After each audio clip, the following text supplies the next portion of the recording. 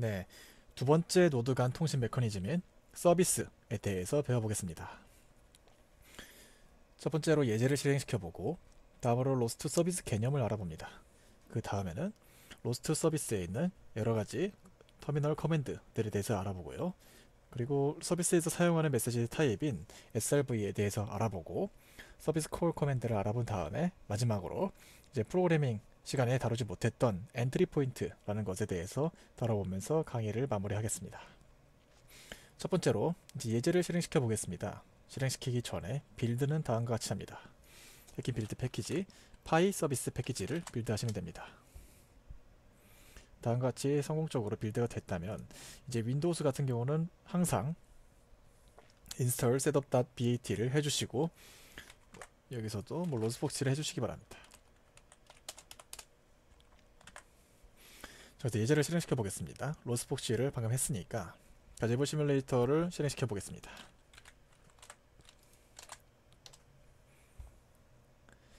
가지보 시뮬레이터를 실행을 먼저 시키고 그 다음으로는 두 번째 터미널에 또 로스폭시를 쳐준 다음에 로스트 런 파이 서비스 패키지에 가지보 모델 스포너를 예제를 실행시켜줍니다. 이때 가지보를 옆에 두고 실행시켜주면 더 좋습니다. 자, 지금처럼 이렇게 모양은 똑같은데 몸체의 색상이 빨간색인 또 다른 로봇이 등장한 것을 볼 수 있습니다. 이렇게 됐다면 이제 성공적으로 예제는 실행이 된 것입니다. 그런데 이것이 우리가 내부적으로 어떤 것을 한 것인가, 뭐 빨간 로봇이 생겼어요가 서비스인 것이 아니라 내부적으로 어떻게 동작되는지 아는 것이 우리가 배우고자 하는 내용이죠. 지금 우리가 한 거는 가지보 로스에 서비스 서버가 있습니다.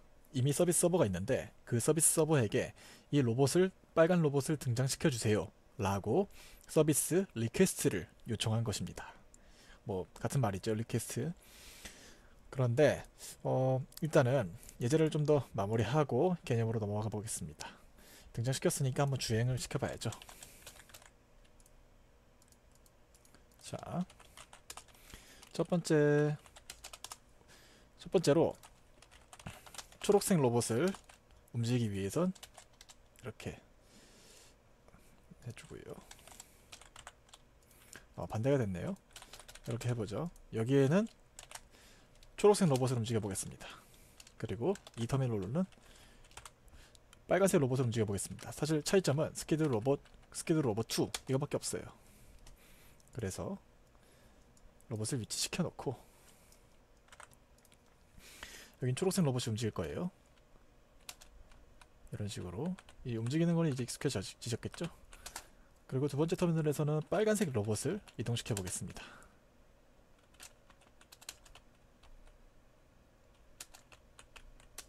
이런 식으로 두 개의 로봇을 이동시킬 수 있답니다.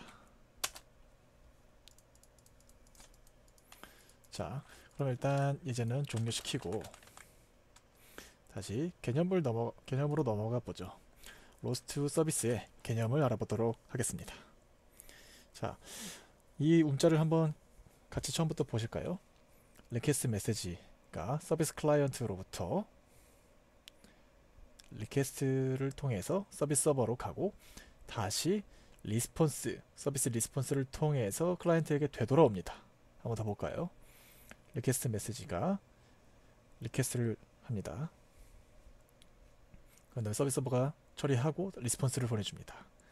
이러한 구조가 됩니다. 로스트 서비스는. 그래서 우리 일전에 토픽은 그냥 퍼블리셔가 서브스크라이버에게 계속적으로 데이터만 주는 형식이었죠. 그게 아니라 로스트 서비스는 한번 왕복이 이루어지는 것이죠. 클라이언트가 리퀘스트 그리고 서버가 리스폰스로 이렇게 한번 뭔가 쿵짝 주고받는다고 이해하시면 될 것 같습니다. 그리고 한번 이루어지고 난 다음에는 종료가 되는 것이죠. 그래서 지금과 같이 클라이언트 노드가 서버 노드로 리퀘스트를 주게 되고 지금은 아주 짧게 사용되어 있지만 이 리퀘스트에서 리스폰스로 넘어갈 때 사실은 이 사이에 서버 내에 특별한 로직을 넣을 수가 있게 됩니다. 이 리스폰스가 뭐 잘못 들어오면 이런 에러 핸들링, 익셉션 처리도 있을 수 있고 혹은 리퀘스트가 왔을 때 내부적으로 뭔가 계산을 많이 하고 리스폰스를 넘겨줄 그러한 상황도 생각해 볼 수 있어요. 그래서 다시 본론으로 돌아와서 해당 리퀘스트에 적절한 리스폰스를 계산해서 집어넣은 다음에 비로소 클라이언트에게 전달이 됩니다. 여기서 중요한 개념이 나옵니다. 지금 여기 또 문제를 같이 볼까요? 지금 두 개의 노드가, 그러니까 두 개의 서비스 클라이언트가 하나의 서비스 서버에게 리퀘스트를 요청하는 상황입니다. 두 개의 클라이언트가 동시에, 아무리 동시에 이 리퀘스트를 요청했다 하더라도 우리의 서비스 서버는 조금이라도 일찍 들어온 서비스 클라이언트의 리퀘스트를 먼저 처리해주고 그동안 다른 서비스 클라이언트는 무조건 기다리게 됩니다. 그렇기 때문에 두 개 이상의 클라이언트가 시간이 겹치게 되면 두 번째 클라이언트가 시간이 딜레이 되는 그러한 불가피한 상황이 야기되겠죠. 서비스는 이러한 특징을 갖습니다. 그래서 사실상 그럼 서비스에 대해서 살펴보았는데 일전에 보았던 토픽과 서비스는 어떤 차이가 있느냐에 대해서 집중해서 이야기해 보도록 하겠습니다. 첫 번째로, 토픽에서는 토픽 퍼블리셔가 퍼블리시를 하면 여러 개의 노드가 서브스크라이브가 가능했죠. 그리고 거의 동시다발적으로 서브스크라이브가 가능합니다. 반면 위에서 봤던 것처럼 이 서비스는 한번 메시지를, 데이터를 주고 받아야 되기 때문에 리퀘스트가 온 대상에게만 1대1로 리스폰스를 주는 그런 통신 방식입니다. 두 번째로, 이 위에 있는 움짤과 같이 서비스 서버가 한 번에 여러 개의 리퀘스트를 처리할 수가 없어요. 그래서 1번과 2번이 시간이 겹치게 리퀘스트를 요청했다면 1번의 리스폰스를 처리하는 동안 2번 클라이언트는 기다리고 있어야 됩니다. 그리고 아까 말했던 것처럼 토픽은 대부분 지속해서 데이터가 오고 가는 우리가 지금 앞에서 토픽에서 봤던 예제가 로봇을 계속 앞으로 움직이고 지속적으로 로봇에게 제어신호를 주는 그런 예제와 로봇에 달려있는 센서 메시지를 계속해서 서브스크라이브 받는 그런 예제였죠. 그래서 지속적으로 뭔가 데이터가 오고 가는 것에 토픽이 쓰이는 반면에 이 서비스는 한번 시간이 오가야 되고 하는 그런 단점이 있고 또 하나가 실행되는 동안 다른 클라이언트가 기다려야 하는 이런 점들이 있어서 거의 일회성 요청에 가깝습니다. 위에서 우리가 봤던 예제도 마찬가지로 우리가 로봇을 등장시켜 달라고 하는데 이것을 뭐 토픽으로 했다면 등장 계속해서 뭐 등장시키는 이러한 상황이 될 텐데 그걸 우리가 원하는 것이 아니죠. 이게 아니라 우리는 한번 이제 로봇을 등장시켜 주세요 라고 요청을 하고 제대로 등장시켰는지 알고 싶기 때문에 그거에 대한 리스폰스를 서버로부터 받게 되는 상황입니다. 만약에 이걸 토픽으로 구현한다고 했다면 이제 토픽에서 스핀 원스, 뭐 스핀 썸 같은 거를 통해서 한번 등장시켜라 라고 했을 텐데 대신에 제대로 등장했는지 등장하지 않았는지 그 리스폰스는 받을 수 없겠죠. 토픽은 단방향 통신이기 때문이죠. 이런 차이가 있습니다. 하지만 제가 뭐 앞에서 이럴 때는 서비스를 쓰면 좋습니다 라고 말하긴 했지만 이때는 무조건 서비스를 쓰세요. 이때는 무조건 토픽을 써야 됩니다. 이러한 법칙은 사실은 없습니다. 그리고 사실상 뭐 굳이 뭐 토픽으로 다 구현하고자 하면은 구현을 할 수도 있어요. 복잡할 뿐이지. 근데 당연히 서비스가 나온 이유도 토픽이 이러한 단점들을 보완하고 뭐 보완한다기보다 새로운 뭐 방식이 필요하기 때문에 나온 것이겠죠. 그래서 각각에 대해서 적합한 메커니즘은 정답은 없다고 말씀드리고 싶습니다. 대신에 제가 아까 말했던 것처럼 이제 단방향 통신 인토픽의 특징 그리고 계속해서 주기적으로 데이터가 오간다는 토픽의 그 특성 때문에 만약에 불특정한 노드가 서브스크라이버의 대상이 되고 계속적으로 데이터 송수신이 일어난다 이런 경우에는 저는 토픽을 사용하시길 추천드리고요. 서비스는 확실하게 피드백을 받기 때문에 분명한 주체가 있고 그리고 위에서 우리가 봤을 때 이 리퀘스트 이후에 리스폰스 되는 이 사이에 시간의 공백이 있다고 했죠. 그런데 우리 서비스는 사실 리퀘스트와 리스폰스 사이에 시간이 매우 짧은 것이 좋습니다. 그리고 매우 짧게 해야 돼요. 왜냐면 다른 클라이언트들이 기다리고 있으니까요. 이러한 측면에서 빠르게 동작이 완료되는 그러한 경우에는 서비스를 쓰는 것이 맞다라고 제가 여기 적어두었습니다. 되게 애매하죠 사실. 어떤 것이 얼마나 빠른 것이 빠른 것이며 분명한 요청의 주체가 있다는 것이 도대체 무엇이며 이런 것이 헷갈리죠. 그렇기 때문에 제가 지난 시간에도 언급했지만 만약에 여러분들께서 구현하고자 하는 기능이 있을 때 그것과 가장 비슷한 레퍼런스를 먼저 찾아보시고 그 해당 레퍼런스에는 어떻게 구현했느냐를 먼저 살펴보시기를 추천합니다. 더불어서 이제 토픽과 서비스, 아직 배우지 않았지만 액션, 이 세 가지 이 통신 메커니즘에 대해서 비교 분석을 해둔 레퍼런스가 로스 위키에 있습니다. 그래서 한 번씩 살펴보시면 좋을 것 같아서 링크를 걸어두었습니다. 다음으로 로스2의 서비스 커맨드에 대해서 알아보고자 합니다. 전체 서비스 리스트는 로스2 서비스 리스트를 통해서 조회가 가능합니다. 지금 엄청나게 많이 나올 거예요. 그래서 이 서비스는 많이 만들어둡니다. 대부분. 왜냐면 일회성으로 단발성으로 해야 될 일들이 가제보 같은 경우도 벌써 수십 가지가 넘고 로보스테이트 퍼블리셔, RBG 이런 것들까지 다 같이 나오고 있죠. 그래서 특히나 이때 제가 앞서는 말씀을 안 드렸는데 그랩이라는 것을 키워드를 통해서 검색을 할 수가 있습니다.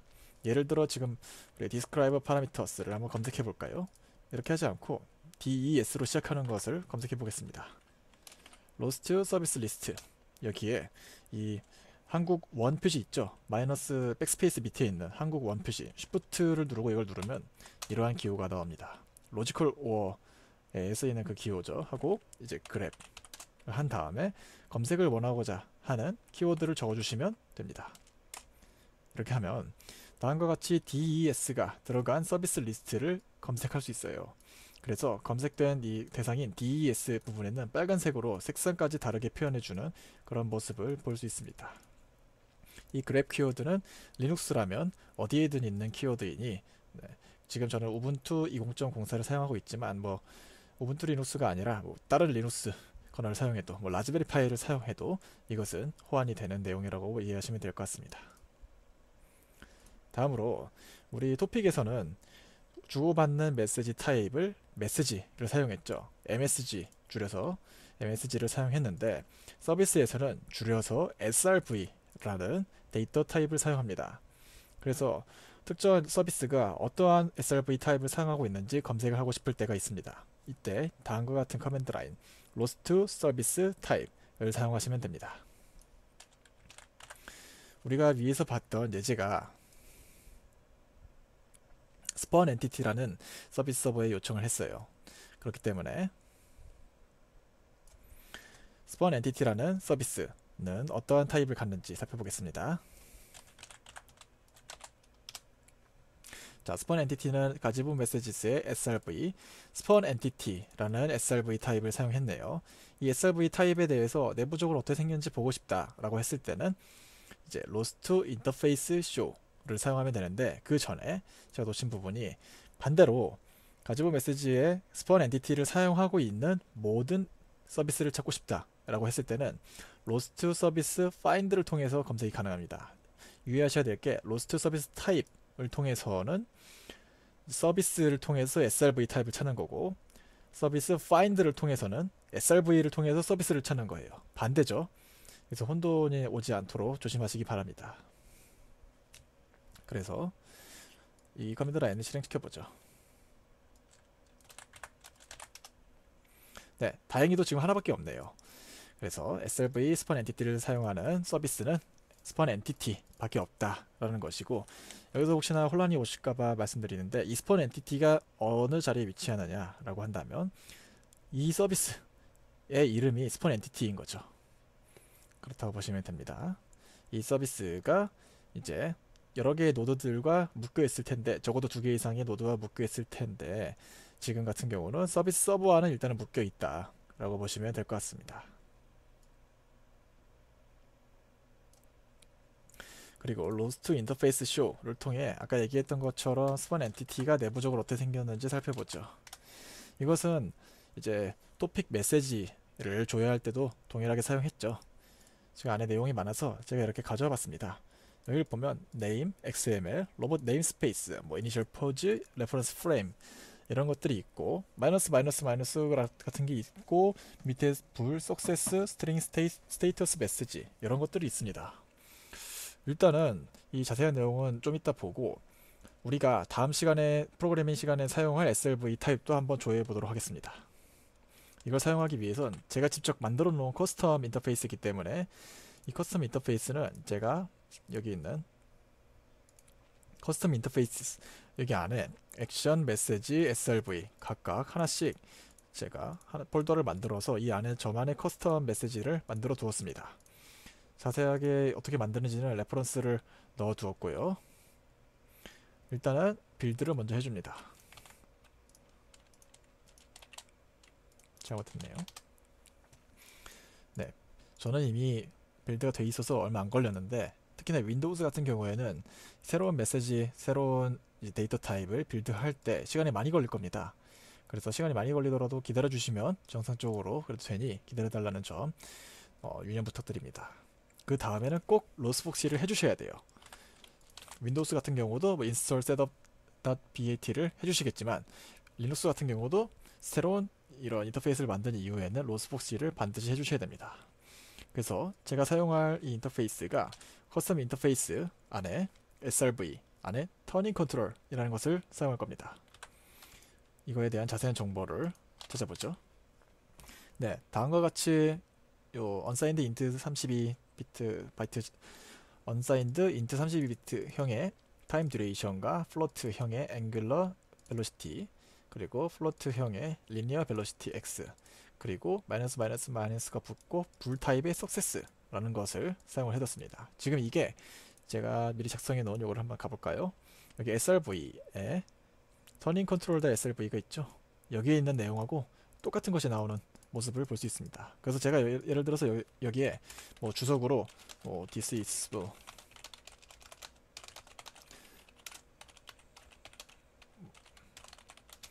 뭐 이런 식으로 적어 놓는다면 여기에도 동일하게 나올 거예요.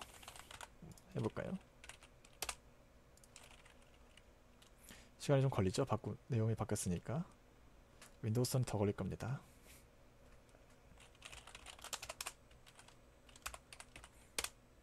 네, 제 주석을 넣었더니 여기서도 주석이 그대로 나오는 모습을 볼 수 있어요.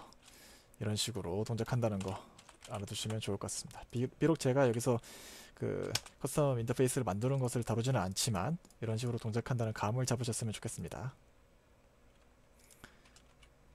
빌드가 오래 걸리고 로스폭시를 한 다음에 진행시키면 이제 주석이 없죠. 이렇게 로스트 인터페이스 쇼를 통해서 주고받는 데이터 타입을 조회하는 것은 사실 액션이나 토픽이나 서비스나 다 똑같습니다. 그렇기 때문에 이 로스트 인터페이스 쇼는 공통적으로 사용된다는 거 알아두시면 좋을 것 같습니다. 그리고 이 인터페이스 쇼라는 것이 로스트 폭시에서 이제 사용되는 것이고 예전 버전을 사용하게 된다면 이 키워드가 아니라 다른 키워드를 사용하는 것으로 알고 있어요. 그래서 혹시나 만약에 이 강의를 들으시면서 우분투 20.04를 설치하지 않고 우분투 18.04를 사용하기 때문에 로스트 엘로컨트를 사용하신다면 다른 그런 키워드를 사용할 수도 있다는 점 미리 말씀드립니다. 그리고 아까 이 나왔던 SRV 타입에서 마이너스라는 게 있었죠. 이것이 뭐냐 한다면 이 마이너스를 기점으로 상단은 리퀘스트에 해당합니다. 하단은 리스폰스에 해당합니다.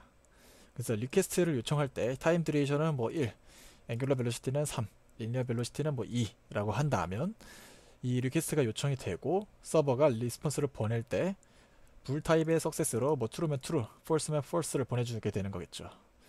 이런 식으로 리퀘스트와 리스폰스를 구분해주는 칸막이라고 이해하시면 좋을 것 같습니다. 여기서 이제 커스텀 인터페이스를 제가 설계를 했는데 이때 사용하실 수 있는 자료형으로 기본 프로그래밍 자료형들 아까 말했던 unsigned int, 뭐 float, bool, string 같은 것도 사용할 수 있을 뿐더러 이미 로스트에서 제공하는 우리가 이미 알고 있는 geometry messages, 뭐 vector3도 있고 트위스트도 있고 여러 가지를 봤죠. 그 센서 메시지스, 레이저 스캔들 살펴봤는데 그 밖에도 엄청나게 많은 센서 메시지들이 있습니다. 이러한 자료형도 조합해서 여러분들만의 SLV 타입을 만들 수 있다는 거 다시 한번 상기시켜 드립니다. 다음으로 서비스 콜을 하는 커맨드에 대해서 알아보겠습니다. 서비스 서버에게 서비스 클라이언트가 리퀘스트 하는 것을 서비스 콜이라고 표현합니다. 그래서 실제로 이제 로스트 커맨드에서도 로스트 서비스 콜을 통해서 이 리퀘스트 콜을 할 수가 있는 거죠. 이것은 마치 우리가 토픽에서 로스트 토픽 펍 하는 것과 유사하다고 생각하시면 좋을 것 같습니다. 그래서 실제로 사용할 때도 로스트 서비스 콜에 서비스 이름 그리고 사용되는 SRV 타입 그 SRV의 실질적인 내용을 담아서 이 커맨드를 날리게 되면 이 마치 우리 프로그래밍으로 아까와 같이 서비스 클라이언트가 서비스 서버에게 리퀘스트 한 것과 같은 효과를 얻을 수 있습니다. 이번 예제에서는 우리가 방금 전에 등장시켰던 로봇 빨간색 말고 이 파란색 로봇을 제거하고 싶은 상황이라고 보겠습니다. 자, 뭔가 제거하고 싶으니까 딜리트가 포함되어 있을 것 같습니다. 그래서 전체 서비스 리스트 중에서 딜리트가 포함된 것을 조회해 봅니다. 로스트 서비스 리스트를 통해서 전체 리스트를 얻을 수 있는데 뒤에 검색 기능인 이 로지컬 or 표시와 그랩 그리고 딜리트를 추가해서 딜리트라는 이름이 추가된 서비스가 있는지 조회해 보겠습니다. 딜리트 엔티티라는 서비스가 존재하네요. 그러면 이 딜리트 엔티티라는 서비스가 내부적으로 어떻게 생겼는지 조회해 보겠습니다. 로스트 서비스 타입을 사용해야죠. 서비스 이 인포가 아니고요. 인포였나요? find가 아니라 타입을 사용해야 되죠. 저도 헷갈렸네요. 로스트 서비스 타입 딜리트 엔티티를 사용해서 이 딜리트 엔티티가 가지고 온 메시지에 딜리트 엔티티라는 SRV 형식을 사용한다는 것을 알 수 있었습니다. 그러면은 이 딜리트 엔티티가 구체적으로 내부가 어떻게 생겼나? 이거는 로스트 인터페이스 쇼로 알 수 있죠. 네, 다음과 같이 string name, bool success, string status message를 갖는 것이 보이고 여기 있는 칸막이가 리퀘스트와 리스폰스를 가르는 그 기점이 된다고 말씀드렸습니다. 그래서 우리는 지금 서비스 콜을 할 때 이 석세스와 스테이터스 메시지는 이 서버가 리스폰스 해주는 거니까 우리의 영역이 아니고 네임만 채워서 콜하면 되는 것이죠. 그래서 제가 다음과 같이 커맨드 라인을 만들어 봤어요. 로스트 서비스 콜 delete entity 가지고 메시지스 SRV delete entity를 사용하고 이 내부에는 네임을 채워줘야 되는데 네임은 제가 스키드봇이라는 것을 넣어 주었습니다. 스키드봇이 초록색깔 로봇 이름이에요. 그래서 이렇게 커맨드를 만들어서 서비스 콜을 하면 네, 뭔가 커맨드 라인이 오고 가고 지금 제가 못 보여드렸는데 이렇게 초록색 로봇이 없어진 모습을 볼 수 있습니다. 빨간색 로봇도 없애볼까요? 스키드봇 2예요, 이름이. 네, 이렇게 없어지는 모습을 볼 수 있죠. 그리고 터미널을 보면 지금 리퀘스트는 했고 이 리스폰스라고 뭐가 왔습니다. 리스폰스에 가져온 메시지의 delete entity 리스폰스로 왔고 success가 true라고 왔습니다. 그래서 스테이터스 메시지도 이 스키드봇이 성공적으로 제거되었습니다 라고 나왔습니다. 여기를 보면 여기 있는 리스폰스 메시지 타입을 채워서 넣어준 거네요, 서버가. 불 석세스와 스트링 스테이터스 메시지를 채워서 지금 리스폰스를 줬습니다. 네, 여기까지 일단은 서비스를 다루는 예시들을 살펴봤고요. 시간이 조금 남았지는 않았는데 지난 시간에 우리 프로그래밍 시간에 못 다뤘던 내용이 있어서 제가 이번에 해보고자 합니다. 엔트리 포인트라는 내용에 대해서 이야기해 보고자 해요. 만약에 우리가 여러분들께서 이전에 파이썬 토픽 예제를 하시면서 여러분들이 여기에 새로운 파이썬 파일을 만들고 여기 안에 로스 RCL 파일로 프로그래밍을 하신 다음에 빌드를 하고 그 다음에 로스트 런 커맨드를 통해서 여러분들이 직접 만든 노드를 실행시키고자 하셨다면 그냥 하면 안 됐을 겁니다. 그래서 지금 예를 들어서 뭐 해볼까요? 제가 이 파킹을 목사 붙여넣기 하고 이런 다음에 이걸 지우고 빌드를 해볼게요. 패키지를 빌드한 다음에 여기서 다시 로스폭시를 하고 로스트 런 이제 파이 토픽이죠. 그 다음에 템프 이렇게 해도 없다고 나올 거예요. 이렇게 한 이유는 그냥 이 파이썬 파일만 만들어 준다고 해서 우리가 노드를 바로 실행 가능한 것이 아닙니다.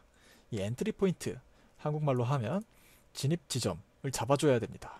이것을 어디서 지정하느냐 라고 하면 이 파이썬 패키지 안에 보면, 파이썬 패키지 열어보면 내부에 setup.python 파일이 있습니다. 이 안에 그 제일 끝부분에 엔트리 포인트라는 부분이 있어요. 여기에 진입 지점을 설정하게 됩니다. 지금과 같은 경우 엔트리 포인트 안에 콘솔 스크립트 안에 5개의 라인이 있는 것이 보이는데요. 이것이 5개의 실행 가능한 노드를 진입점을 만들어 준다 라고 이해하시면 됩니다. 이 문법이 어떻게 되어 있는지 살펴보겠습니다. 첫 번째로는 로스트 런시 실행시킬 이름을 지정해 줍니다. 그래서 우리가 파킹 노드라는 것을 실행시키면 이 오른쪽 부분이 실질적으로 실행됩니다. 파킹 노드라는 엔트리 포인트는 이 지점을 가리키고 있어요 라는 것으로 지정해 주는 것이죠. 오른쪽을 이제 살펴보면 패키지 이름, 파이프 토픽 패키지, 닷, 실제 파이썬 파일 이름을 적어줍니다. 파킹.py겠죠. 그 다음에 그 파이썬 파일 안에 있는 실제 메인문을 적어주게 됩니다. 파일 안에서의 진입점인데요. 대부분 이제 메인문으로 적어주시겠죠. 여기에다가 여러분들만의 뭐 ABCD를 지정해 주실 수도 있는데